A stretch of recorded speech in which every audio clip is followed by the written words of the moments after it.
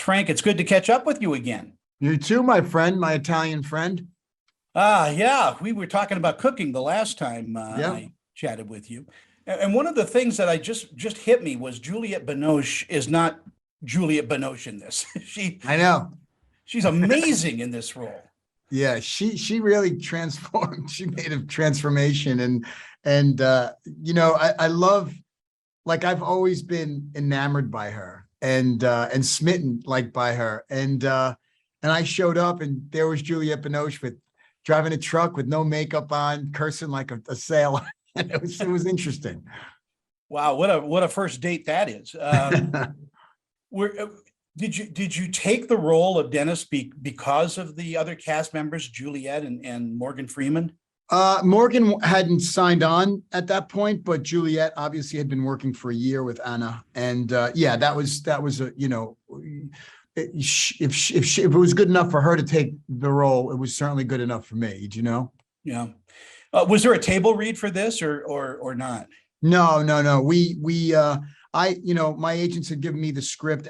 Anna had me in mind for Dennis, and I read it, and I immediately, took to it, spoke to her. She's an incredible woman, and we were off to the races. Peel apart Dennis for me just a little bit about what he's all about.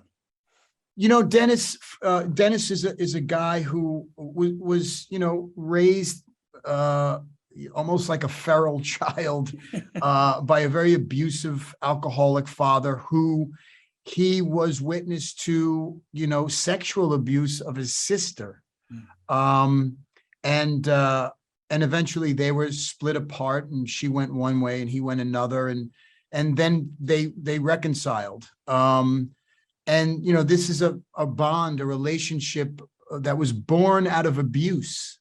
And so it's a very complicated, difficult thing. It's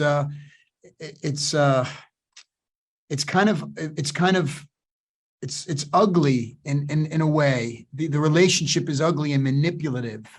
And at the same time, there's an innocence to it and a beauty and an honesty to it. So that balance was what we were trying to find. And the plot, which I'm not going to give away of the film, also enhances that relationship too, because it brings up a lot of memories. Right. It really does. It triggers the very things that Sally is actually suffering from, and Dennis. And I don't even think Dennis sees it as his problem or it's something he's involved with. I think it's just a way for him to get out of jail and get to his sister. He's got this unhealthy attachment to Sally. It must be very rewarding as an actor to be so in demand. I mean, you've got maybe 12 films in pre-production and post-production, plus everything that you've done. You are just an incredible, prolific actor. Oh, thank you, brother. Yeah, I guess I work a lot. Yeah. And, in a certain world, I've been offered a lot of movies, and, I don't take it lightly, and some of them aren't really, they don't come out as well as I'd like them to, but, I still do my job. I do every job as if it was this job, as if it was working with Morgan Freeman and Juliette Binoche, and I sitting at home doesn't make me happy. Working does. Yeah, well, we have that ethic, us people. Us people. If I'm not working, I'm not doing it. I'm not progressing. People don't understand that. Like, I come from immigrant parents. Like, they came here to work. And it's if I have the opportunity to work, sometimes to a fault. But I'm usually going to take the opportunity and go do what I think I should be doing. When anybody asks me about Frank Grillo, I think of action, I think of edge of your seat stuff like this, but comedy. I mean, you are great at comedy too. Oh, thanks. Yeah, I'm a funny guy. Yeah, well, I think so. No, I'm trying to find. I'm going to do somewhat of a romantic comedy in Italy. Back to Italy. I'm going to Tuscany. Andy Garcia is playing my brother, and it looks like Eddie Izzard is going to play my kind of buddy in the movie. But it's funny. It's a funny movie. I'm looking forward to going to kind of, exercise those chops a bit. Well, when you go, try some of our family wine. It comes from there. It's From Tuscany? Toscano wines. Yeah, Really? yeah. We'll get you a case when you land. Hey, listen, I'll call you. Nothing's better than your job because it takes you to so many interesting places. It's so true. And meeting, I just came back from Amsterdam. I was in Malta for a month. I've met so many great people. So the theme of my life for this past year and going forward is Europe. I'm going back to Europe. So and Italy. I'm going back to the Rome Film Festival with Lamborghini. I mean, I couldn't be more excited about being Italian. Do you ever go to those little science fiction conventions around the country and just show up?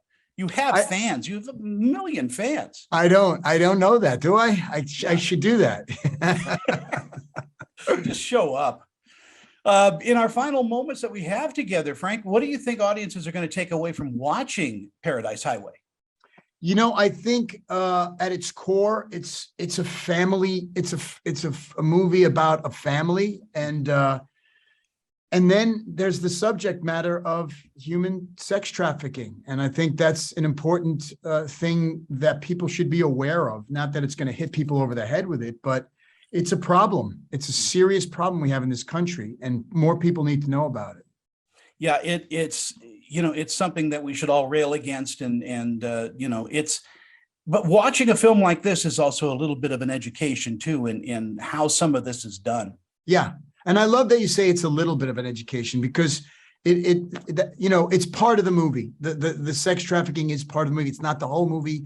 It is the plot device that kind of drives the film, but you're right. Like, films should educate us in some way, I think. Frank, go have fun in Italy when you're out there. Listen, Cop Shop, still, I watched that movie. It is a terrific film, by the way. Thank you, my friend. Come to Italy with me. Come hang out. Well, sure. Just put me on your ticket and I'll ride with you. You got it.